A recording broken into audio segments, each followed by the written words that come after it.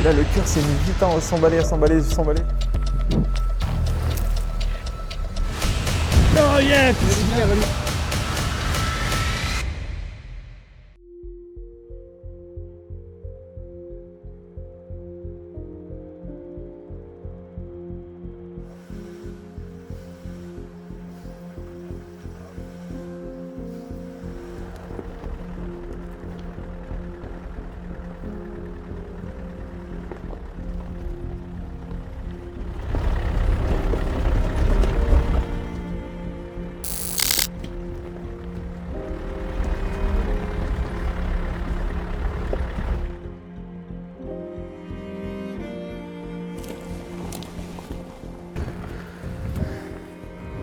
Il m'a dit, est-ce que ça t'intéresse de venir tirer un ibex en Espagne? Et là, j'ai dit, mais il n'y a même pas eu 2 secondes de réflexion, quoi. Je ne savais même pas si je pouvais poser les congés. J'ai dit oui tout de suite, quoi. Je ferai tout pour, quoi. On est tombé sur des mouflons, juste là en dessous. Il y a un petit groupe.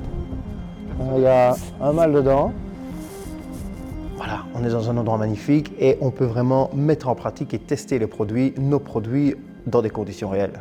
Évidemment, j'ai déjà tiré des centaines de milliers de coups avec, mais voilà, pas à la chasse. Principalement des femelles, des jeunes et quelques jeunes J'avais mâles. vu un joli mâle tout à gauche. Et plus on monte, plus le vent s'intensifie. Bon, bah, on est là pour chasser, c'est ça aussi la chasse, c'est la montagne, c'est pas facile tous les jours. Une photo de mâle, mais j'en avais vu un joli que j'arrive pas à retrouver.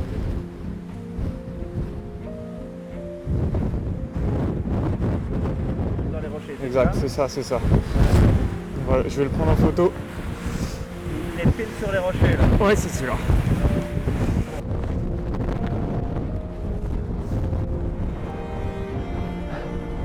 Et puis apparemment, le guide en a retrouvé 2 autres en dessous. Donc on va aller voir. Il fait pas chaud.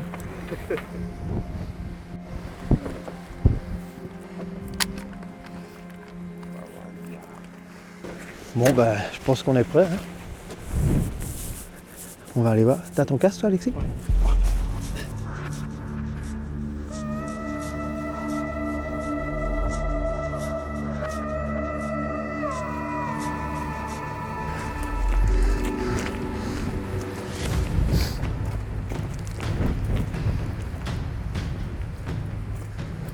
Bon, bah, les mouflons, ils ne sont pas bêtes, ils ne vont pas rester là où il y a du vent.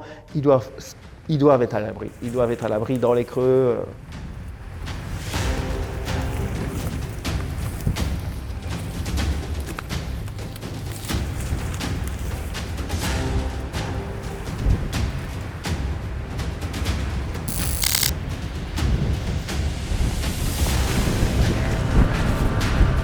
Il est temps de bien cette nuit. Hein.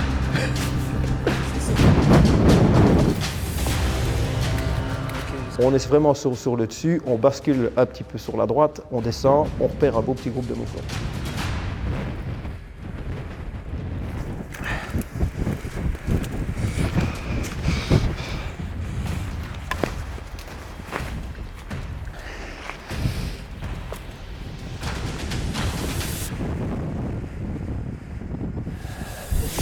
Ouais, c'est ça. 163. Carlos me donne son sac à dos, je me couche, je les cherche. Ok, on est bien.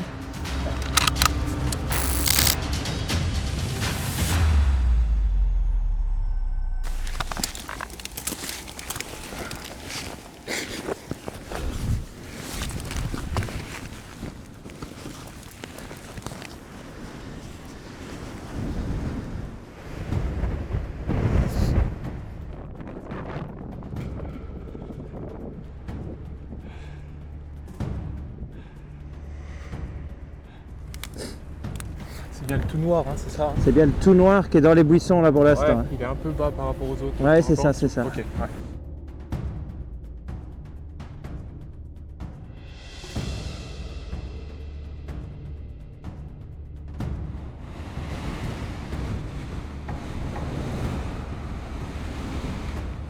On commence à avoir un petit peu froid parce qu'il fait pas chaud là au-dessus. Je secoue ma main parce que mes doigts s'endorment. Et je me dis bon, allez, ça va aller. Juste quand je suis prêt à tirer une rafale de vent, ma casquette qui s'enlève, mon casque qui part, je fais, mon Dieu. Je remets ma casquette, je remets mon casque, on est prêt. Ok. Oh, parfait, parfait. Yes, yes, yes, it's perfect. Perfect. Yes, yes. Super, Olive. Au pied du sapin.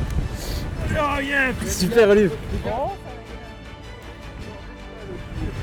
J'en perds même ma casquette. Olive.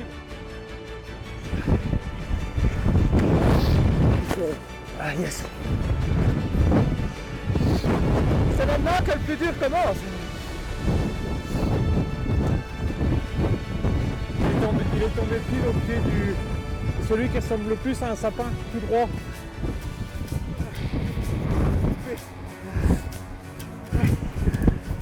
Super travail. T'as tiré vraiment quand il fallait, parfait. Hein.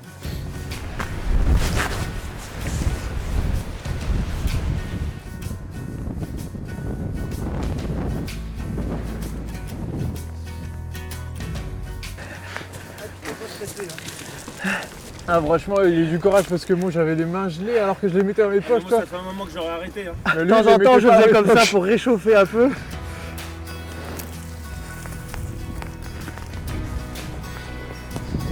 Tu vois, c'est toujours difficile en montagne. Quand tu arrives sur place, sur l'Anschluss, tu reconnais plus rien. Mais bon, normalement, on a pris le repère de ce petit buisson-là qui ressemblait plus à un sapin qu'autre chose. Donc, normalement, il est par là.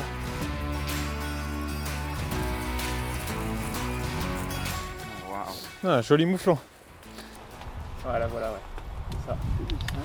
Glissière à l'épaule. Écoute, Olive, félicitations, tu as fait un magnifique tir, une magnifique action.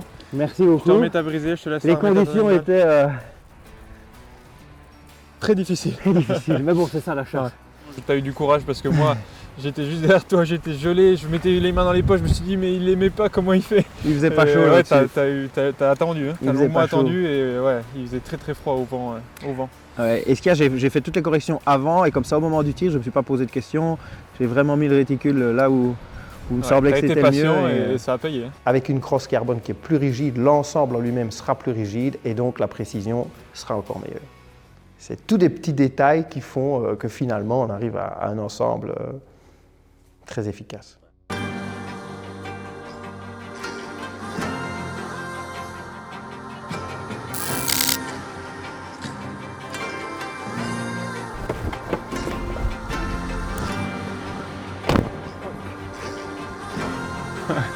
Ah, il fait chaud déjà.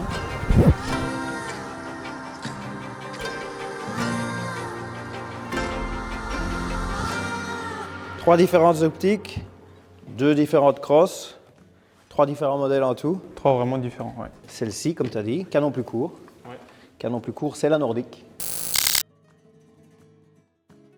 Celle-là, j'ai envie de dire, canon plus court, qui dit canon plus court, peut-être pas forcément adapté pour Voilà. notre séjour, quoi. Exact. Donc voilà, le choix est déjà fait au niveau des deux armes. Donc toutes les deux équipées avec la nouvelle crosse Varitech. Varitech pourquoi? Parce qu'elle est entièrement modulaire. Aussi bien au niveau du grip, regarde ici, tu vois. Ça, c'est excellent, Celui-ci la est beaucoup différence. plus droit, un peu plus large. Celui-ci est plus traditionnel. La crosse est réglable en longueur, ainsi qu'en hauteur au niveau de l'appui Tout ce qu'il faut pour se mettre à conformité, c'est Exact. génial. La crosse Varitech a été pensée pour convenir à tous les chasseurs ou chasseresses, petits, grands, avec des morphologies différentes. Nouvelle crosse en carbone, plus légère que la version 1, version Serracôte. Au niveau du poids. Ah ouais. Donc ça, c'est vraiment destiné à ce qu'on va aller faire cette semaine. Une carabine légère, donc, parce qu'on va devoir marcher dans les montagnes. On a un départ qui est totalement réglable par l'utilisateur. Donc on a un petit trou dans la sous-garde, on met sa petite clé à laine, on la dévisse pour faire descendre le poids de départ, on la visse pour augmenter le poids de départ, et c'est vraiment au feeling, chaque chasseur peut utiliser, voilà, régler ça chez lui. Ces deux grippes qui sont fournies avec la carabine, donc c'est un accessoire mais qui n'est pas à acheter en supplément. Je pars du principe qu'une carabine, quand tu vas chasser avec, qu'elle te plaise esthétiquement, c'est une chose, mais il faut surtout qu'elle taille, quoi. D'une part, elle a ce côté esthétique que j'aime beaucoup, et d'autre part, on a réussi à la régler parfaitement pour qu'elle soit à ma conformité. Donc voilà, moi c'est que du plus et on a vraiment beaucoup d'éléments qu'on peut prendre en compte pour être super confiant quand on va à la chasse, quoi. Je pense que je vais choisir celle-ci. Donc déjà, quand j'épaule là tout de suite... Ça a l'air un peu court. Hein. Voilà, exactement. Ce qui me Ça a l'air vient un déjà peu tout de court. suite, j'ai oublié de... Ouais, il me manque un petit centimètre, voire peut-être un peu plus. À mon avis, 1,5 cm facile. Ouais.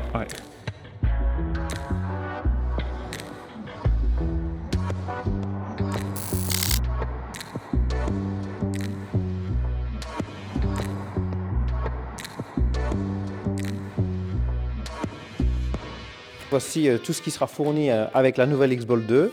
Un rail Picatinny. On a les 8 vis, donc 2 fois plus que nos concurrents. 4 petites interfaces. Donc ici, il n'y en a que 2. Les 2 autres se trouvent dans la crosse. Je vais la démonter pour pouvoir la régler à la longueur d'Alexis. Ainsi que 2 spacers, comme ceux-ci, de plaques de couche. J'enlève le verrou. Un tournevis qui, lui, n'est pas fourni avec, mais bon, c'est un PH2, tout le monde en a. Un tournevis en croix tout à fait simple. Hop. Vous voyez, il y a 2 petites vis supplémentaires qui vont nous permettre d'enlever l'arrière de la crosse. Donc voici les 4 petits spacers.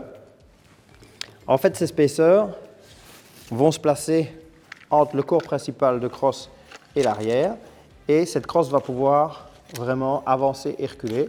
C'est beaucoup plus élégant que d'avoir 5 spacers de crosse ici derrière avant la plaque de couche, où là c'est vraiment pas très joli. Voilà, donc il aura déjà tout ceci en plus. Vous les glissez simplement dans la crosse, dans l'arrière de crosse. Vous le reglissez sur le corps principal et vous venez revisser vos 2 petites vis. Donc, vous pouvez voir qu'il y a 4 lignes sur la crosse, à ce niveau-ci, qui vous permet de savoir exactement dans quel réglage vous êtes. Maintenant, je vais lui mettre un spacer de plaque de couche en plus. Donc ça fait un ensemble qui, pour la longueur, est parfait. Maintenant, on va lui régler l'appui-joue réglable. On va pouvoir ajuster la hauteur.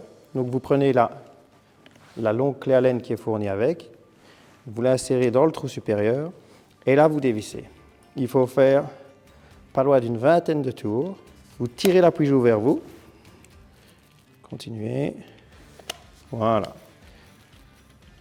Vous le tirez bien à fond et une fois qu'il est tiré à fond, il peut monter et descendre. Et donc là, ce qu'il faut faire, c'est l'encocher vers l'avant et alors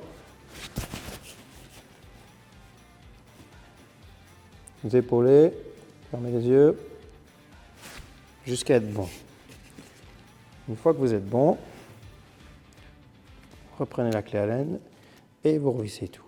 Vous avez un ensemble qui est parfaitement mis à conformité, aussi bien pour la longueur que pour la hauteur de l'appui-joue, en restant élégant.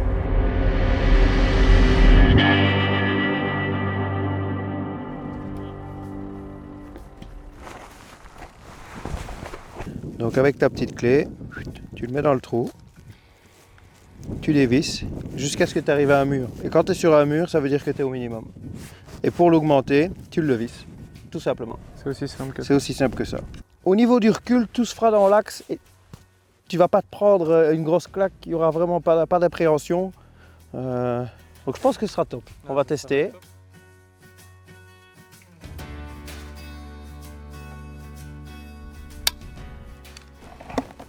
Alors ? C'est effectivement très sensible. Je n'ai vraiment pas l'habitude de connaître ça, mais ouais, il faut vraiment y aller en douceur. Ouais, c'est très bien, très bien.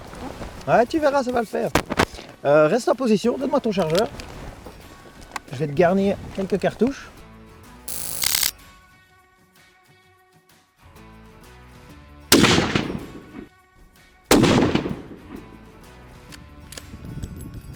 Alors, tes sensations ?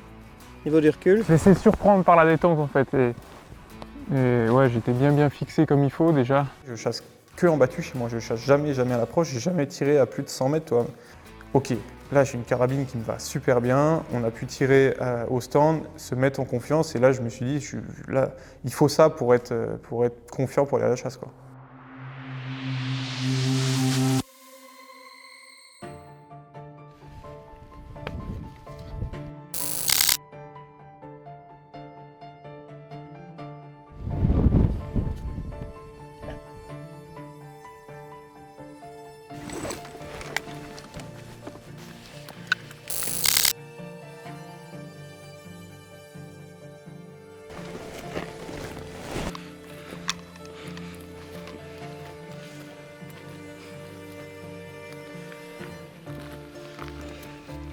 Non, c'est pas fichant.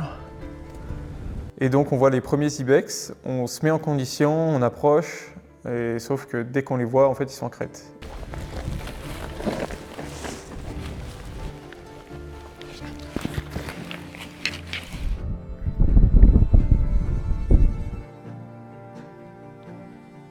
J'ai pas du tout eu de sensation d'émotion ou de cœur qui battait à fond tant qu'ils étaient en crête. Pourquoi? Parce que je me suis mis en tête qu'ils vont jamais descendre, c'est mort.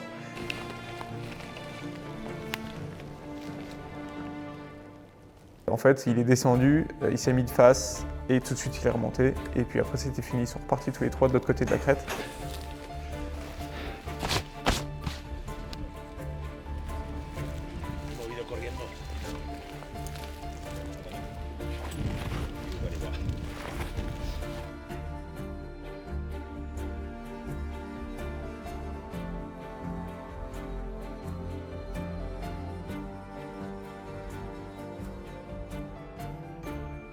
En fait, cette première sortie du soir a été bénéfique pour moi parce que je me suis dit, ça m'a permis de me mettre dans le contexte, me mettre, ok, faut que tu sois comme ça, faut que tu sois comme ça, faut faire ci, faut faire ça.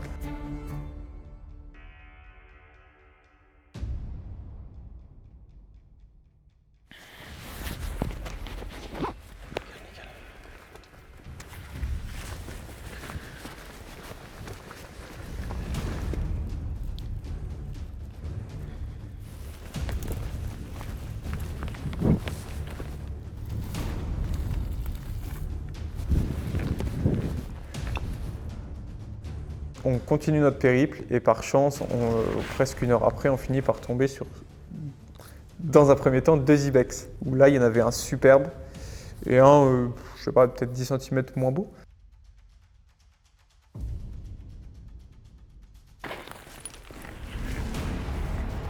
Alexis reste dans ta bulle et ce qui compte, c'est toi et l'animal. Premier ressenti, une fois que j'ai l'animal dans la lunette, tu dis ok, c'est bon, là c'est bon, je suis vraiment pas mal, quoi.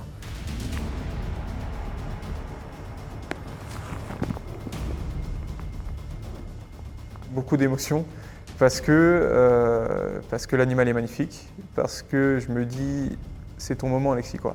Je me dis là c'est le contexte que tu attendais.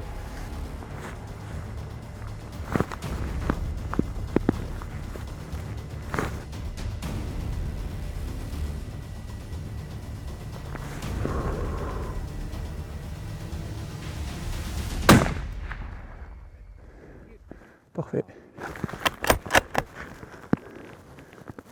Ah yes. Oh, putain. Ah, ouais.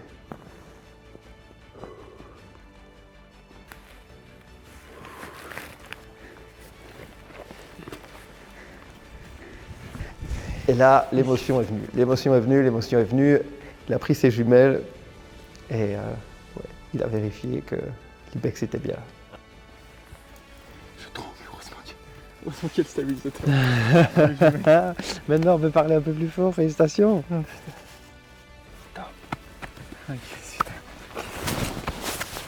et c'est ça, la chasse. Il y a le tireur, mais tous ceux qui sont à côté vivent la chasse en même temps. Et moi, je prends autant de plaisir à regarder un ami qui est dans sa chasse que d'y être moi-même. C'est ça qui est magnifique, quoi. Donc, j'ai tiré un animal, mais en gros, on a tiré 2, quoi.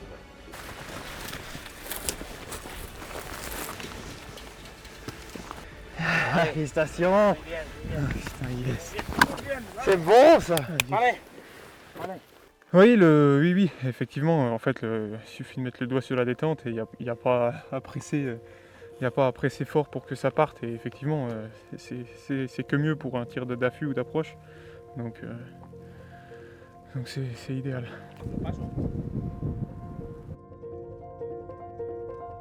Oui. On a tout vu dans des conditions et un contexte que j'ai jamais connu. Et voilà, je me dis, c'est quand même beau de s'ouvrir à des paysages que tu connais pas du tout. Et voilà, ça me fait travailler l'esprit où tu te dis, ah ouais, ok, c'est comme ça ici, tu vois. Être au plus près, dans des conditions, parce qu'on était quand même à 188 mètres. Quand tu n'as jamais tiré à plus de 100 mètres, ça fait un tir déjà qu'il faut gérer, tu vois. Moi, je propose qu'on s'organise ça ouais, tous les ans, c'est pas mal.